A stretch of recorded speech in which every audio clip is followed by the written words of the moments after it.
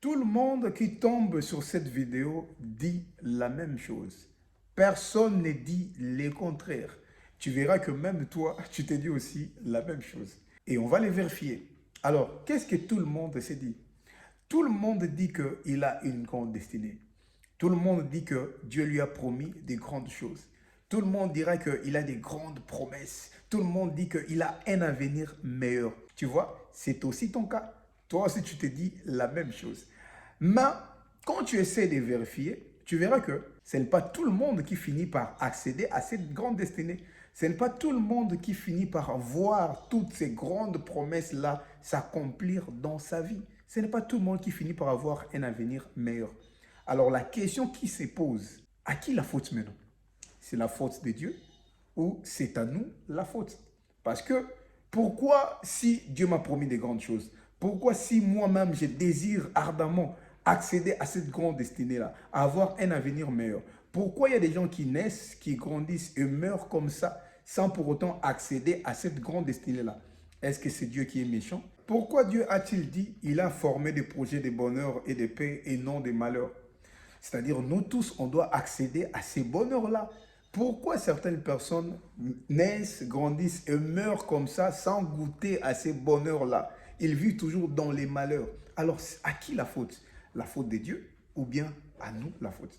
Il y a une chose que tu dois comprendre et ça, tu dois les garder pour toute ta vie. Il ne faut jamais l'oublier. Je pense que tu l'as déjà entendu, mais tu l'as négligé. Aujourd'hui, je veux que tu remettes en question beaucoup de choses. Regarde-moi jusqu'à la fin. Dieu a sa part, l'homme aussi a sa part. Je vais t'aider à bien comprendre ça. Dieu a sa part. Toi aussi, l'homme a aussi sa part. Regarde bien ta vie. Parfois, tu es en bonne santé. Parfois, tu as tous les membres dans ton corps. Alors qu'il y a des gens qui n'ont pas de pieds, mais qui ont pu accéder à leur destinée. Il y a des gens qui ne sont pas parfois intelligents comme toi, mais qui ont accédé à leur grande destinée. Pourquoi pas toi? Simplement parce que eux, ils ont compris que Dieu a sa part. L'homme aussi a sa part. C'est quoi ta part? Parfois, tu ne sais pas c'est quoi ta part, qu'est-ce que tu dois faire. Dans cette vidéo, je vais t'aider à découvrir ta part et à savoir quoi faire.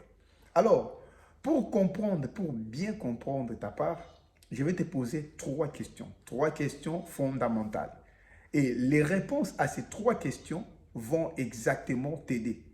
Si ces réponses sont positives, si tu as des bonnes réponses à ces questions, en tout cas, rassure-toi, même si tous les sorciers de ta famille se réunissaient pour t'ensorceler, pour t'envoûter, toi, tu finiras par accéder à ta destinée. Mais si les réponses à ces questions sont négatives ou bien ce ne sont pas de bonnes réponses, rassure-toi, tu ne vas jamais accéder à ta destinée. Tu seras seulement comme tout le monde, tu naîtras, tu grandiras, parfois tu vas travailler comme tout le monde, tu ne vas pas marquer ta génération, tu ne vas pas laisser une histoire après toi.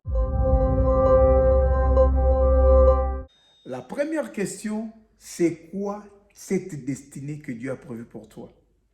Cette grande destinée-là, c'est quoi? Qu'est-ce que ça veut dire exactement? Pourquoi tu es sur terre? Dis-moi, c'est à quoi Dieu t'a appelé. Pourquoi tu existes? C'est quoi ta mission sur terre? Je te rappelle, tu n'es pas le fruit du hasard. Tu n'es pas venu sur terre pour accompagner les autres. Mais malheureusement, si tu ne sais pas pourquoi tu existes, tu vas accompagner ceux qui savent exactement pourquoi ils existent sur terre. Et tu les verras dans ta vie, c'est comme ça. Pourquoi tu es sur terre?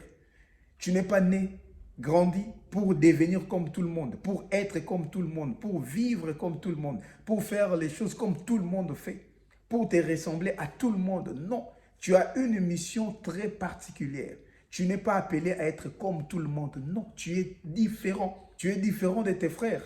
Tu es différent des amis avec qui tu as grandi. Tu es différent de tes amis avec qui tu as étudié. Tu es différent des gens avec qui tu travailles. Et c'est quoi cette différence? Ce n'est pas par exemple parce que tu es le cadet que ton aîné a une grande destinée plus que la tienne. Non. Ce n'est pas parce que tu étais parfois moins intelligent à l'école que les gens qui étaient toujours premiers de la classe ont une grande destinée plus que la tienne. Non.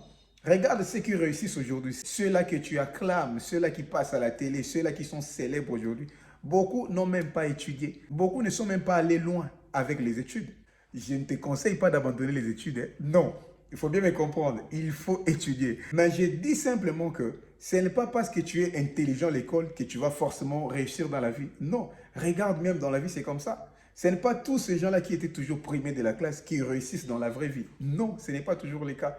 Et ce n'est pas parce que tu es intelligent que tu as une grande destinée. Non. Ce n'est pas parce que tu es talentueux que tu as une grande destinée. Non. J'aime quelqu'un qui a dit, le succès n'est pas toujours proportionnel au talent. Non. Essaye de bien voir, tu verras. Le musicien le plus célèbre aujourd'hui, ce n'est pas lui le plus talentueux. Non. Chez nous, par exemple, dans la musique chrétienne, je peux citer Moïse Mbie. Il y a des gens qui chantent plus que lui. Il y a des gens qui maîtrisent la musique plus que lui. D'ailleurs, il n'a même pas fait l'INA, l'Institut de musique de chez nous. Alors qu'il y a ceux-là qui viennent de ces écoles-là, qui chantent comme des anges. Mais ils ne sont pas célèbres comme lui. Pourquoi? Quand tu essaies de vérifier tous ceux-là qui sont célèbres aujourd'hui, tous ceux-là qui réussissent aujourd'hui, tu verras que tous, ils ont un point commun. Ils ont une confiance en eux. Ils ont la confiance en eux. Pourquoi ils ont confiance en eux? Parce qu'ils savaient exactement pourquoi ils existaient sur Terre. Quand tu essaies de voir ce qu'ils disaient il y a cela quelques années et ce qu'ils disent aujourd'hui, c'est la même chose. Parce que depuis, ils avaient une vision. Ils savaient exactement la mission que Dieu leur a confiée sur Terre. Tu dois découvrir ta destinée. Pourquoi tu existes sur Terre? Si tu ne sais pas comment découvrir ta destinée, je ferai prochainement une vidéo pour ça. La deuxième question, qu'est-ce que tu fais pour arriver à cette destinée-là? Qu'est-ce qui te manque aujourd'hui pour y arriver? Comment est-ce que tu te prépares pour accéder à cette destinée-là? C'est ça ta part. Dieu a déjà fait sa part. Il t'a donné l'intelligence. Tu as tes deux bras, tu as tes deux pieds, tu es intelligent et ainsi de suite. Alors, qu'est-ce que toi tu fais pour accéder à ta destinée? Tu verras Joseph. Dieu lui a promis de grandes choses. Oui, nous tous on le sait. Mais Joseph a travaillé sur lui. Il était en prison. Parce que chez lui, ses frères remettaient en question ses rêves. Ils remettaient en question son don d'interprétation des songes. Mais Dieu a fait en sorte qu'il soit dans la prison, où il avait les prisonniers qui avaient des rêves à tout moment. Et Joseph a profité de ces moments-là. Au lieu de se plaindre, voilà, Dieu m'a abandonné, pourquoi je souffre comme ça? Et étant donné qu'il savait qu'il avait un don, que Dieu devait utiliser ces dons-là puissamment, il s'est mis à aiguiser son don. Tu verras que c'est dans la prison qu'il interprétait les songes. Et à force d'interpréter les songes, il avait maîtrisé son don. Qu'est-ce que toi tu fais? Comment est-ce que toi tu travailles? Tu travailles d'abord sur quoi? Comment est-ce que tu te prépares à cela? La réussite dans la vie, c'est quand la préparation se croise à une opportunité. Tout le monde croise des opportunités dans la vie. Mais ce n'est pas tout le monde qui saisit ces opportunités-là. On passe notre temps à se plaindre. Voilà, je suis né dans une famille pauvre. Il n'y a personne qui peut m'aider. Alors que quand tu as une vision, quand tu sais exactement celui que tu dois devenir demain, tu trouveras des voies et moyens pour y arriver. Il ne suffit pas d'avoir des souhaits dans la vie. Non, moi je serai une grande personne. Voilà, tu seras une grande personne. Dieu va t'élever. Moi, Dieu va m'élever. Moi, je suis le fils de la promesse. C'est bien bon. Mais qu'est-ce que tu fais aujourd'hui pour accéder à cette vie-là dont tu rêves? Qu'est-ce que tu fais? Parce que tu es aujourd'hui exactement le produit de ce que tu as fait il y a cela 5 ans. Si tu es informaticien, c'est parce que tu as fait l'informatique à l'université ou bien à l'école. Si tu es médecin aujourd'hui, c'est parce que tu as fait la médecine. Si tu es personne aujourd'hui, c'est parce que tu n'as fait rien. Donc, c'est-à-dire aussi, ce que tu fais aujourd'hui va se répercuter sur ton avenir. Tu seras demain ce que tu fais aujourd'hui. Si tu fais rien aujourd'hui, demain tu vas te retrouver nulle part.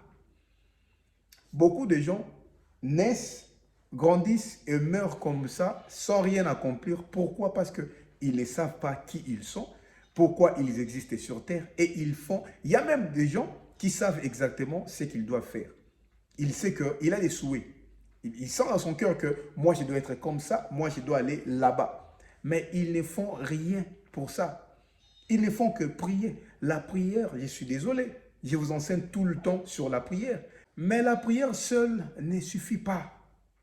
La prière seule ne suffit pas. Même Dieu n'a pas sauvé l'univers spirituellement seulement comme ça. Non, c'est vrai que spirituellement, il y a un travail qui a été fait, mais il devait descendre sur le terrain Il devait descendre sur terre. Il est le Dieu souverain. Il pouvait par sa parole sauver l'univers. Non, il est descendu sur terre. Il a mangé comme nous. Il a grandi comme nous. Il marchait partout pour enseigner la bonne nouvelle. Et il est monté à la croix pour nous. Il a souffert pour nous. Pour avoir le nom qui était élevé au-dessus de tout le nom. Il devait faire tout ça. Si Jésus n'avait pas fait tous ces parcours, il n'aurait pas eu ces noms-là qui étaient élevés au-dessus de tous les noms. Et toi, tu veux que tout vienne comme ça, avec facilité. Tu dors aujourd'hui et tu te réveilles demain. Directement, Dieu t'élève. Directement, tu deviens une grande personnalité. Non, non, non, non, non, ce n'est pas comme ça. Dieu est souverain, il peut le faire. Mais ce sont des cas exceptionnels. Il ne les fait pas à tout le monde. Non, il doit suivre les processus de l'élévation. Même Jésus savait exactement ce qu'il devait faire pour sauver l'humanité et avoir le nom qui est élevé au-dessus de tout le nom. Jésus priait, il priait beaucoup. Il priait, mais il enseignait. Il priait, mais il marchait partout pour propager la bonne nouvelle. Il priait, mais il est monté quand même à la croix. Il y a des situations que tu dois traverser. Il y a des choses que tu dois faire. Il y a des relations que tu dois tisser. Jésus a cherché les disciples. Et toi aussi, tu dois te tisser des relations. Tu dois chercher les personnes avec qui travailler. Les gens qui peuvent t'aider à grandir ou bien à avoir une meilleure version de toi-même. Tu dois faire des formations. Tu dois encore acquérir beaucoup de compétences. Tu dois encore te former. Mais pas se former en n'importe quoi. Pas acquérir n'importe quelle connaissance. Non. Te former aux domaines qui ont un trait avec ta destinée. Acquérir des compétences qui vont t'aider à atteindre cette destinée-là. Parce que Jésus avait une mission bien précise. Il ne faisait pas n'importe quoi. Il ne marchait pas n'importe où. Il n'était pas avec n'importe qui.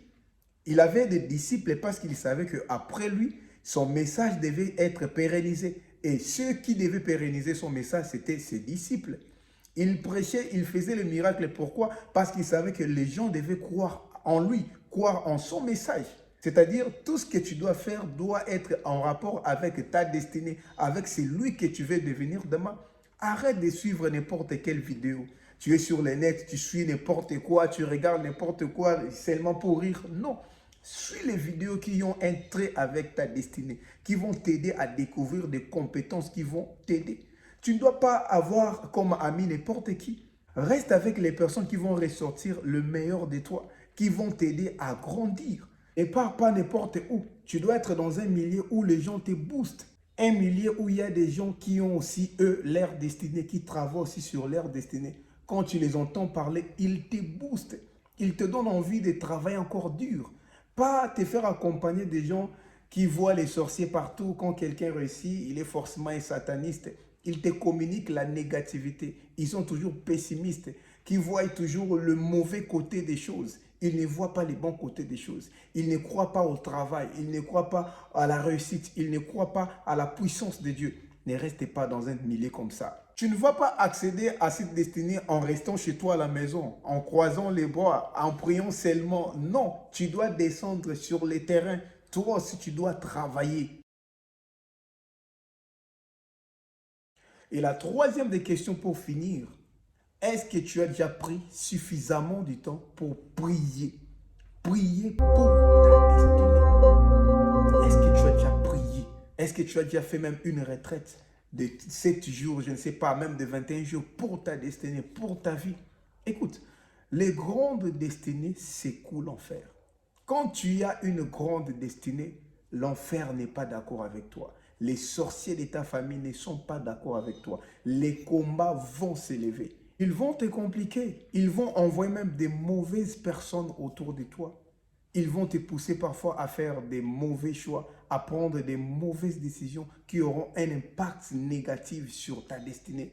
C'est pourquoi quand tu sais vraiment que tu as une grande destinée, tu dois prendre suffisamment de temps pour prier. Prier sur ta destinée. Prier sur ta vie. Prier sur tout ce que tu fais. Prier sur tout ce que tu entreprends. C'est pourquoi parfois Dieu freine encore. Dieu te préserve encore. Il sait que cette destinée va attirer la jalousie. Cette destinée va attirer des mauvaises personnes, va attirer des combats. Et quand tu n'es pas encore fort, Dieu va te préserver. Il ne va pas t'aider à accéder à cette grande destinée. Il a un niveau auquel il t'attend. Il a une dimension de vie de prière à laquelle il t'attend. Aussi longtemps que tu n'atteins pas encore cette dimension Dieu va te préserver. Il ne veut pas te perdre. Au fur et à mesure, tu vas grandir. Au fur et à mesure, tu vas atteindre cette dimension. Ça sera par là que Dieu va commencer à agir dans ta vie. Regarde ta vie. Tu as besoin de la prière. Tu as besoin d'entrer encore en profondeur. Dieu est fidèle. Il n'est pas un homme pour mentir, ni le fils de l'homme pour se repentir. Dieu s'approche de ceux qui s'approchent de lui. Samson avait une grande destinée, mais il est passé à côté parce qu'il ne voulait pas prier. Et tu as vu comment le diable lui a détruit facilement. Il a envoyé seulement une mauvaise personne. C'est pourquoi si tu sais vraiment que tu as une grande destinée, tu dois demeurer dans la présence de Dieu. Tu dois rester longtemps au pied du Seigneur. Et je sais que ce Dieu-là va réaliser toutes les grandes promesses qu'il a faites dans ta vie. Que Dieu vous bénisse. Laissez-nous un commentaire gentil, like la vidéo. Partagez avec la famille, il y a beaucoup de gens qui veulent entendre ces messages. Et on se voit à la prochaine vidéo.